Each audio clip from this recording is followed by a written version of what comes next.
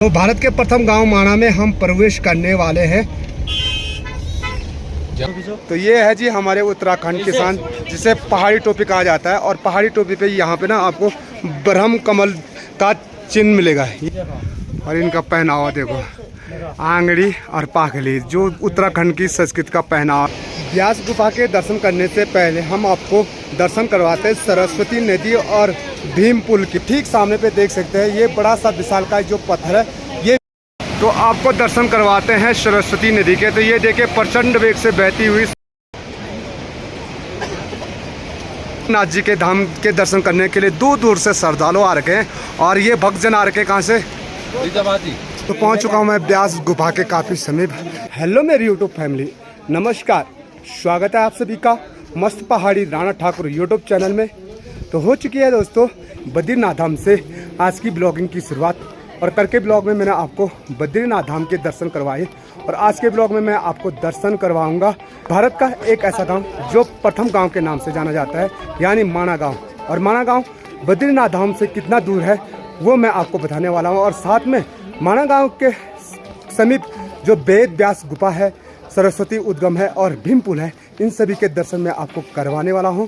तो अब थोड़ी देर बाद हमारी यात्रा शुरू हो चुकी है माणा गांव के लिए। तो मेरे साथ के सारे साथी थक चुके हैं, तो इनको ले चलते सीधे माणा गांव की ओर। और वहीं से वेद व्यास गुफा के साथ साथ सरस्वती नदी का उद्गम स्थल जो है ना वो भी दिखाते हैं। तो काफ़ी लेट हो चुके हैं, दिन की बज चुकी है 12। हल्की बारिश भी शुरू होने बैठ गई है। और यहाँ ठीक नीचे देखे पवित्र नदी, और उसके ठीक सामने पे जाना है हमने माणा गांव।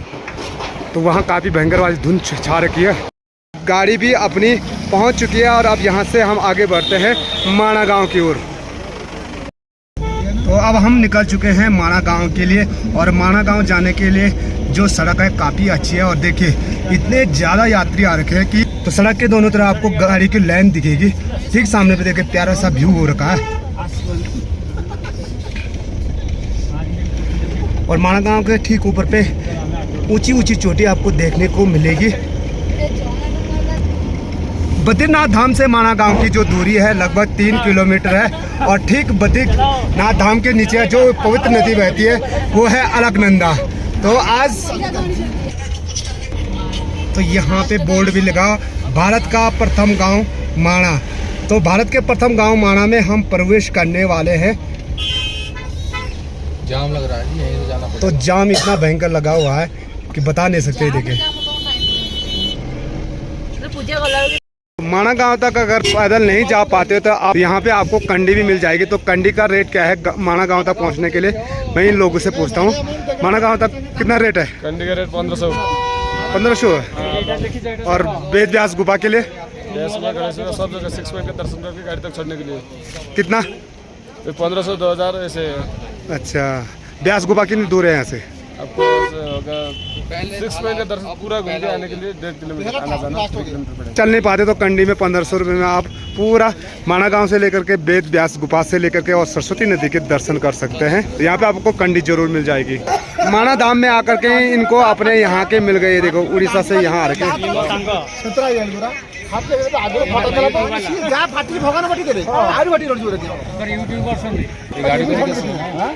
माणा गांव में सबसे पहले उनकी हस्तकला का मैं आपको प्रदर्शन करवाता हूँ। यहाँ पे देखिए सारे हाथों से बुने हुए यहाँ पे आपको ना अच्छी अच्छी टोपी, शॉल और जो मफलर होते हैं वो मिलते हैं। और यहाँ पे आंटी जी भी लगी हुई है अभी बुनने पे।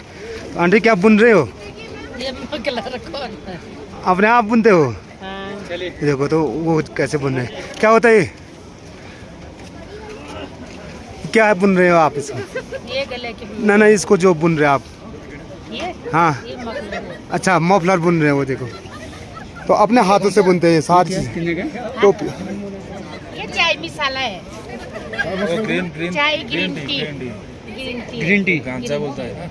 तो आंटी लोगों ने ये अपने हाथ से बुना है। और ये है कनपट्टी बोलते हैं, जिसको कानों पे ना कुछ इस प्रकार से लगाया जाता है ऐसे करके। और यहाँ ठंडा बहुत ज़्यादा है ना, तो आप ठंडा से भी बच सकते हो। और देखिए हाथों से बुनी हुई इनकी बहुत सारी हस्तकलाएँ आपको यहाँ माणा गांव में मिलेंगी। और इनका जो पहनावा होता है ना थोड़ा अलग होता है, बहुत ज़बरदस्त। जो हमारे उत्तराखंड की संस्कृति है वो पहनावा इनके यहाँ ही मिलेगा आपको। ये देखो टोपियाँ भी देखो, इनके हाथ से बुनी हुई है। तो यहाँ पे अक्षय जी खरीद रहे हैं भाई कनपट्टी को, है कैसे लग रहे हैं? पहनो हाँ।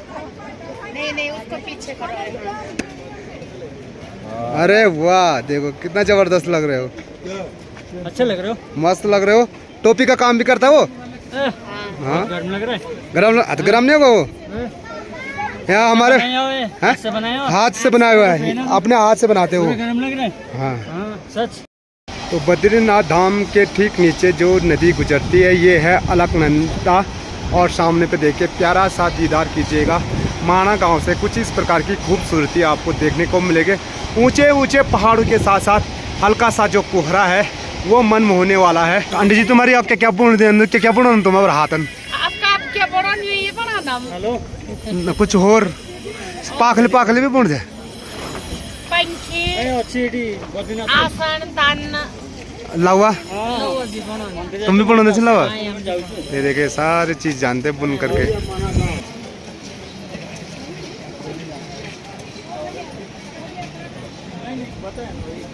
सौ पहाड़ी नशे लंबी बोली कमरे लंबी ये मणि बनी रोनी कमरे ये न करी लंबी बोली।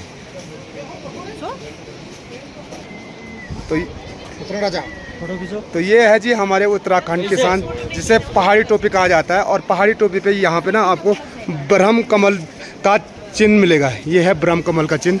तो अगर आप कभी उत्तराखंड में आते हो तो पहाड़ी टोपी पहनना भूले नहीं, जरूर अपने साथ पहाड़ी टोपी ले जाइए। तो ये है जी हमारी आंटी जी की दुकान। आंटी का दुकान कितने की? 150 ये दुकान तुम्हारी जी? 150। अभी देखो ये देखो आंटी का जो पहना हुआ ना इसे लवा बोलते हैं। क्या बोलते थे? लवा ऐच बोलता है। पाकी ये पाखली लावा और मुंड में क्या सांप घूटी घूटी। हाँ देखो घूटी। तो ये है जी माणा गांव, और माणा गांव में सेब भी लगे हुए हैं। तो यहाँ पे बड़ी जी बेच रही है सेब, और कितने रुपए किलो है सेब पूछते हैं। कितना रुपये किलो चाहिए? 100 करे हैं 100 100 रुपये किलो तुम्हारे से नहीं? ये देखो ये है ना माणा गांव में आपको ना सेब भी मिल जाएंगे। कम नहीं है। तुम्हारा डाल सी क्या लगा तुम्हारे यहाँ? कुछ नहीं लगाए सही लगाए। खाली सेब। हाँ। अच्छा। और इनका पहनावा देखो, आंगड़ी और पाखली, जो उत्तराखंड की संस्कृति का पहनावा है वो अगर आप देखना चाहते हैं तो वो माणा गांव में ही आपको आना पड़ेगा। और माणा गांव में एक प्यारा सा मकान दिखाई दिया जिसपे ना लकड़ी से बने हुए प्यारे से डिजाइन है। ये देख सकते हैं कितने प्यारे से डिजाइन बना रखे हैं। तो ये कलाकृति ना पहाड़ों से बिल्कुल विलुप्त हो चुकी है। तो पहले पहाड़ में जितने भी गांव होते थे उनके लकड़ी के ही दरवाजे होते थे। माणा गांव से होते हुए हम आगे बढ़ रहे हैं वेद व्यास गुफा, जहां वेद व्यास जी ने महाभारत ग्रंथ की रचना की थी। तो यहाँ माणा गांव से लगभग 300 मीटर की दूरी पे वेद व्यास गुफा है, तो जिसका दर्शन करवाने के लिए मैं आपको ले जा रहा हूँ। और यहाँ ना ठंडी ठंडी हवा चल रही है, इसीलिए हमको यहाँ जैकेट पहनना पड़ा। तो यहाँ देखिए माणा गांव में ना, माणा गांव जाना जाता है यहाँ की संस्कृति के लिए, यहाँ के पहनाव के लिए, और इनकी जो हस्तकला रहती है ना उस चीज़ के लिए। तो इनके जितने भी कपड़े होते हैं बुनकर रहते हैं ये अपने हाथों से रहते हैं। यहाँ पे देखिए नहीं होता ना। अगर 5 ले जाएंगे तब चलो कोई बात नहीं। 50 रुपये का 6 टी देखिए, यहाँ देखिए हर्बल टी जिसे ग्रीन टी बोलते हैं आप। तो एक्चुअली ग्रीन टी आपको ना माणा गांव में ही मिलेगी। इसमें डालना, अगर आप चाय पत्ती में भी मिक्स करोगे ना दूध वाली चाय में, वो भी अच्छा है। थोड़ा इतना सा चाय पत्ती, अगर उसमें खाली ब्लैक बनाएंगे तो थोड़ा ज़्यादा डालना, और उसके लिए खरखुशबू के लिए। व्यास गुफा के दर्शन करने से पहले हम आपको दर्शन करवाते हैं सरस्वती नदी और भीम पुल के, जो कि काफ़ी पास है। और थोड़ा सा जो बारिश लगी हुई थी वो थम चुकी है। तो यहाँ श्रद्धालुओं की काफ़ी भीड़ है, सारे दर्शन करने के लिए आ रखे हैं। आप मैंने आपको बताया था सरस्वती नदी के मैं आपको दर्शन करवाता हूँ। तो ये है जी सरस्वती नदी। तो सरस्वती नदी का वेग इतना तेज था कि वेद व्यास जी ने सरस्वती नदी को श्राप दिया था कि तुम्हारे इस प्रचंड वेग से मुझे महाभारत कथा लिखने में दिक्कत हो रही है, तो तुम्हारा जो उद्गम स्थल है वो वहीं तक सीमित रहेगा जहाँ से आपका उद्गम स्थल है। तो जब सरस्वती नदी निकलती है तो यही कुछ दूरी पे बिल्कुल विलुप्त हो जाती है। तो ये है जी सरस्वती नदी, जिसके मैं आपको दर्शन करवा रहा हूँ। जब पांडव स्वर्गारोहण की ओर जा रहे थे तो बीच रास्ते में सरस्वती नदी पड़ती है और सरस्वती नदी को पार करने के लिए भीम ने यहाँ पे एक विशालकाय पत्थर को रखा था, जिससे वो स्वर्गारोहण की ओर निकल पड़े। और अब आपको बताते हैं कि वो कौन सा पत्थर है जो भीम पुल के नाम से जाना जाता है। तो ठीक सामने पे देख सकते हैं ये बड़ा सा विशालकाय जो पत्थर है ये भीम पुल है। और कहते हैं इसी पुल से होकर के पांडव निकल पड़े थे स्वर्गारोहण की ओर। और सरस्वती नदी ठीक इसके पीछे है। और कहते हैं सरस्वती नदी को वेद व्यास जी के द्वारा श्राप दिया गया था कि जहाँ पे आपका उद्गम स्थल है वहीं पर आप विलुप्त हो जाएंगे। और सच में जो सरस्वती नदी का वेग है वहाँ पर जाकर के जाओगे तो बहुत तेज प्रचंड से सरस्वती निकलती है। लेकिन यहीं पास में भीम पुल के ठीक नीचे देखेंगे कहीं भी आपको सरस्वती नदी दिखाई नहीं देगी। तो ये वेद व्यास जी के द्वारा श्राप मिला था सरस्वती नदी को। तो आइए आप सरस्वती नदी के भी आपको दर्शन करवाते हैं। तो आपको दर्शन करवाते हैं सरस्वती नदी के। तो ये देखिए प्रचंड वेग से बहती हुई सरस्वती नदी काफ़ी उफान से बह रही है और सरस्वती नदी ठीक यहीं पे विलुप्त हो जाती है।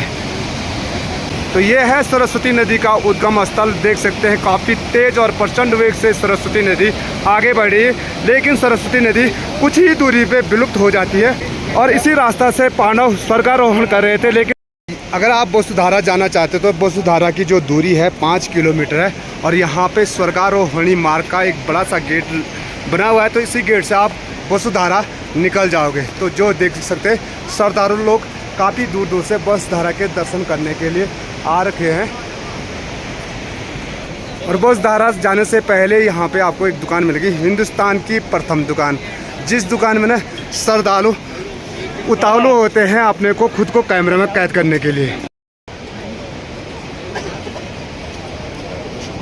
हिंदुस्तान की प्रथम दुकान, अभी मैं यहाँ पे हूँ इस दुकान में फोटो खींचने के लिए लोग लालायित रहते हैं। आज मैं भी हिंदुस्तान की प्रथम दुकान में पहुँच चुका हूँ माना गाँव में। बाबा बद्रीनाथ जी के धाम के दर्शन करने के लिए दूर दूर से श्रद्धालु आ रखे हैं। और ये भक्तजन आ रखे कहाँ से? कहाँ से? फरीदाबाद से। और बद्रीनाथ धाम के दर्शन के साथ साथ सरस्वती नदी के दर्शन और स्वर्गारोहणी जा रहे हैं। आप वसुधारा जा रहे हो? तो ये दर्शन करने के लिए जा रहे हैं वसुधारा। तो सरस्वती नदी और भीम पुल के दर्शन करवाने के बाद अब हम निकल चुके हैं ब्यास गुफा के दर्शन करने के लिए। तो जो ब्यास गुफा है वो यहाँ से 300 मीटर की दूरी पे है। तो कैसी है ब्यास गुफा और उस गुफा का नाम ब्यास गुफा क्यों पड़ा, वो वहीं जा कर के आपको कहानी बताते हैं।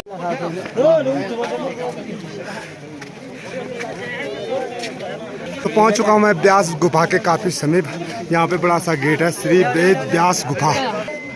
तो ये है वेद व्यास गुफा और ठीक ऊपर पे देखिए लिखा हुआ व्यास पोथी।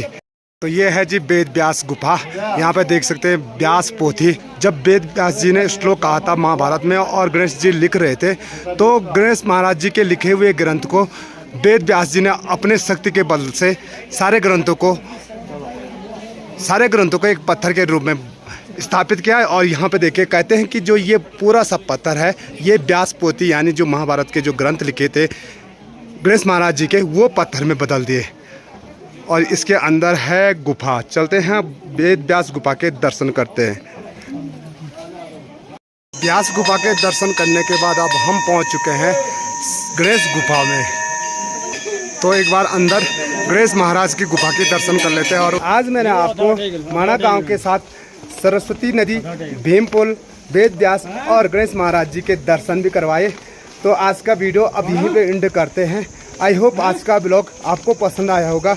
अगर वीडियो पसंद आई दोस्तों वीडियो को लाइक कीजिए, अपने दोस्तों के साथ शेयर कीजिए और चैनल पर पहली बार आ रहे हो चैनल को सब्सक्राइब जरूर कीजिए। मैं मस्त पहाड़ी राणा ठाकुर फिर मिलूंगा आपको अगले शानदार ब्लॉग के साथ। जय उत्तराखंड, जय देवभूमि, जय केदार।